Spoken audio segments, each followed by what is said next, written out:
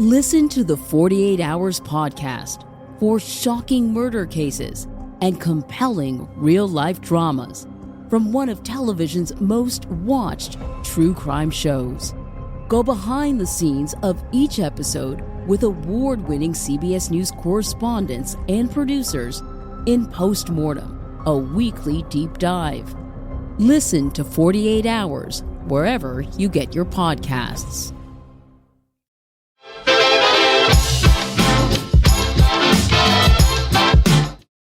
All right, and today in the studio, we have Holly Tucker. Go ahead and play for us. All right, y'all. Well, I am very excited about this song right here.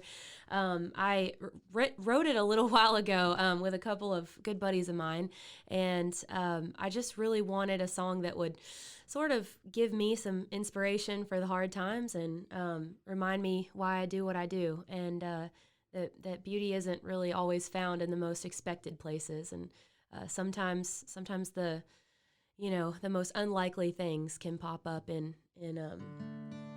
really just cool places. So this is called Rose in the Red Dirt.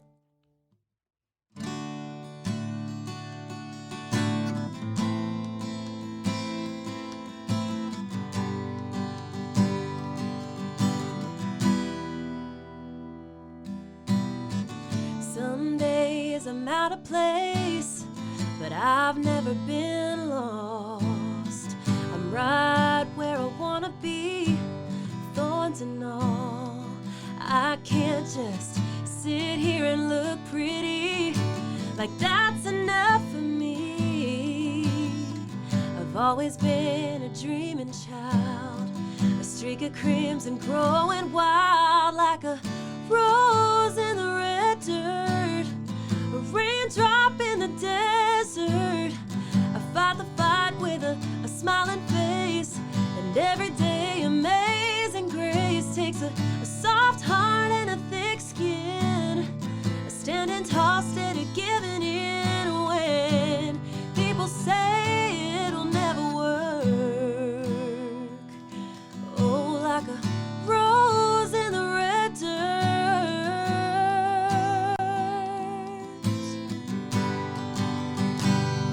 I wanna be tough like my daddy, sweet like my mom, just wanna make them all proud, back where I come from, like a rose in the red dirt, a raindrop in the desert. I fight the fight with a smiling face, and every day amazing grace takes a soft heart and a thick skin, standing tall, steady, giving in when people say it'll never work. Oh, like a rose in the red dirt. Yeah.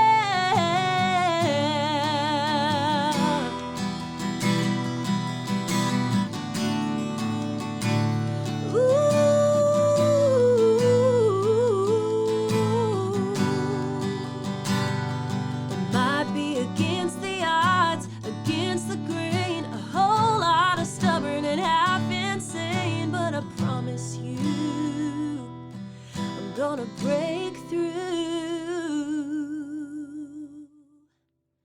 like a rose in the red dirt, a raindrop in the desert. I fight the fight with a smiling face, and every day amazing grace takes a soft heart and a thick skin, standing tall, steady, giving in when people say it'll never work.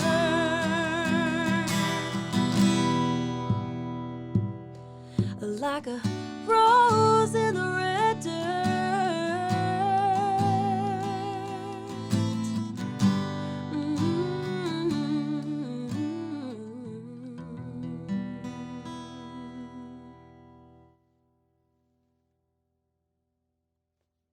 Wow, that was beautiful. Thank you. This is the host, Debbie, and I can now personally say I've been serenaded by Holly Tucker. And of course, that was Holly Tucker. You're so sweet. Thank you. Yes, awesome. So let's go ahead and get into it. So what brought you to Waco, or are you a Waco native?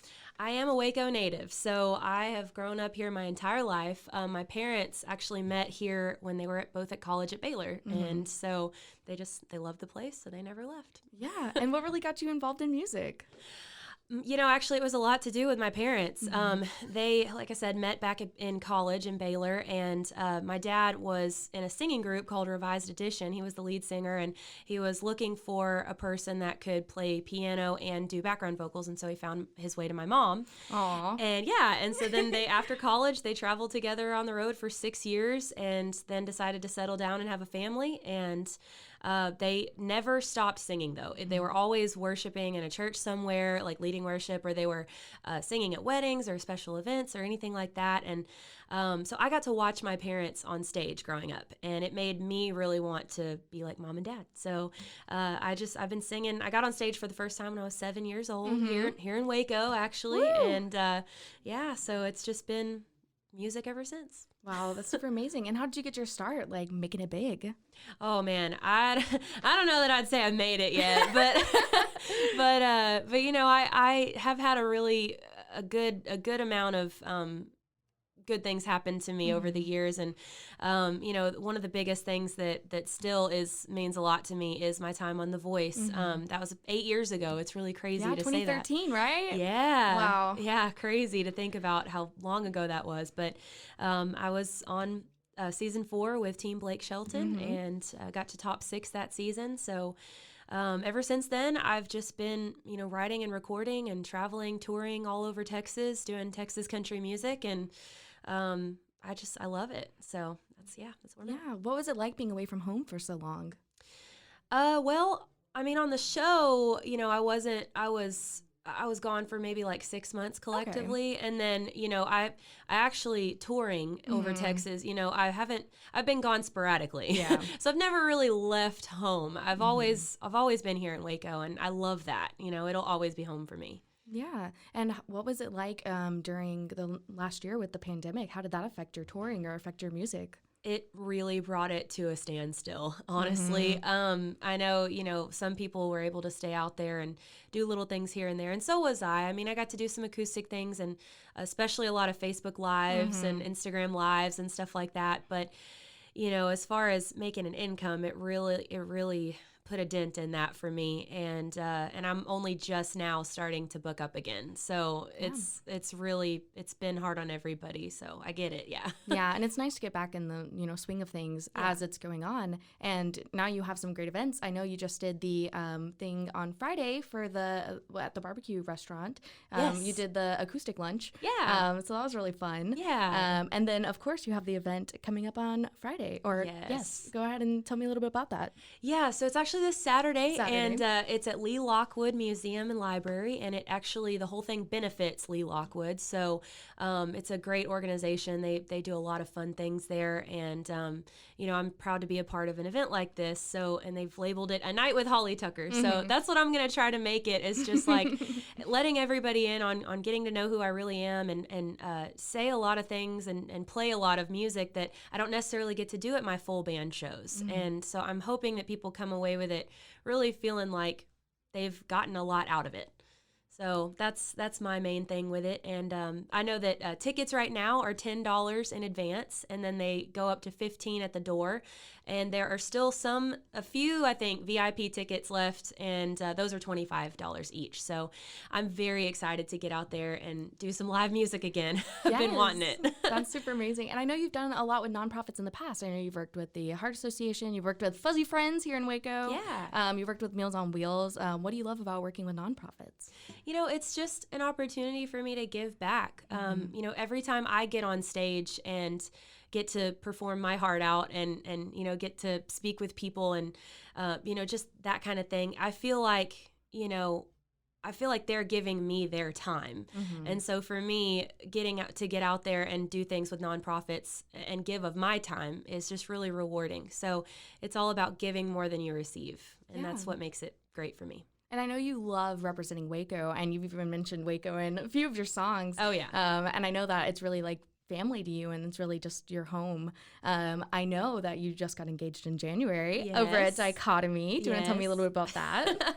Yeah, that was actually really cool, a really good surprise. I had been dating my now fiance for about 10 months, and I really wasn't expecting it this soon. But I mean, I was, of course, you heard it here first. Yeah, I was wanting it, of course, but I just didn't think it was going to be possible. So he totally caught me by surprise. But I had always told him, when and if you do propose, just please have 3 things in line for me. Make sure that I'm dressed up and I look nice and I don't look like a hobo, and then make sure that there's a hidden photographer somewhere so that we can have memories of it. And if you can, try to get our families involved somehow. In some way, and he did all 3 of those things. He actually got my family to help him hold up a big lit up letters that spelled out "Marry Me" from the parking lot, and we were up in the balcony of Dichotomy. Aww. And he actually recreated our first date. We had our first date at Dichotomy. Because you guys did it at the Miracle Pop-Up, right? Yeah, we did. And our first date was at the Miracle Pop-Up. So when it came back around the following year, he thought it would just be the perfect way to propose, and it was. He's a sweetheart. My heart. That is so precious. Yeah. And is there anything that specifically inspires you about Waco, or anything that you would love to share about Waco?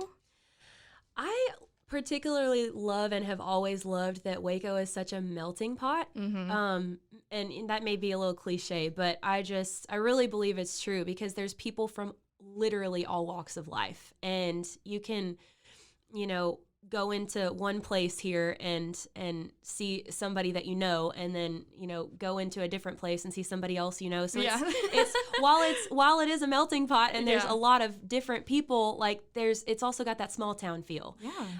So that's kind of what inspires me about Waco, and why I've always loved it, is because you really get a feel for everything here and all types of people, and I just feel like it's a great way and place to live. Yeah, and especially the music industry is changing so much. How has Waco developed, at least, even since the past 8 years? How much has Waco developed?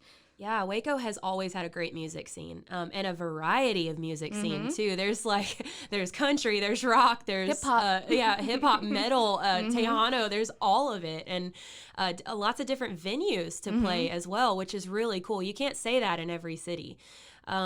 So, it's definitely, even in the 8 years, there's been a lot of, like I said, new venues pop up, or expansions of venues, and just, I don't know, it's really cool to see that.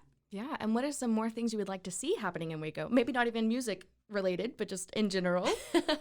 Girl, I want me a Container Store, okay? Yes! I am obsessed. And no, I'm just kidding. No, but really, no, I do want that. But, I love the path that Waco is on. I love that we're getting new restaurants and new fun things to do, like Topgolf, and new people coming here all the time. It's crazy and great and wonderful, and I just love it. So I don't know that there's anything in specific that I besides the Container Store. Yes.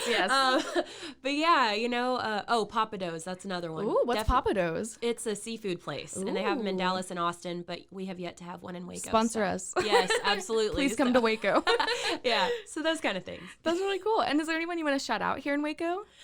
Oh my goodness. I mean, always want to shout out my family for sure. So mom and dad. Yeah.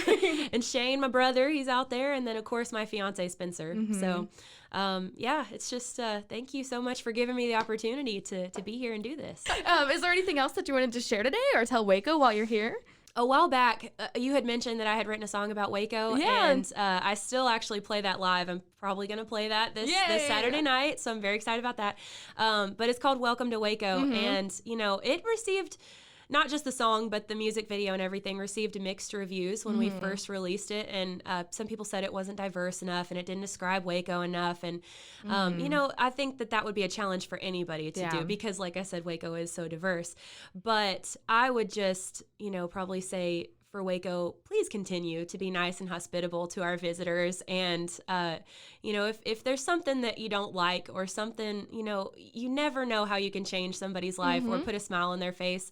I just encourage everybody to be positive and be loving and kind, because that literally costs you nothing, and it will mean the world to somebody. So if that's anything I had to say, it would be that. Wow. Thank you so much. Yeah. Ooh, I also wanted to ask you, this is just a side question. Yeah. What was your favorite song that you made, but you weren't able to shoot a music video for? Ooh, okay. So I always really wanted to shoot a music video for my song Take Me Fishing. Oh yeah, I love that song. Thank so good. you. Yeah, it's that would just make a really fun music video, and I wanted to so That was bad. on Steel, right? No, that was No. it's on the new one. Oh, okay. But I really wanted to make one because that's just such a fun summer I love song. it. Yeah. And there's so many things we could do with that. So I don't know, but maybe someday we'll see. Listen. Yeah. Maybe we can shoot a video. No. Yeah. But yeah, well, again, thank you so much. Yeah. We should be all good to go. Okay, great. Thank you. I told you it'd be painless.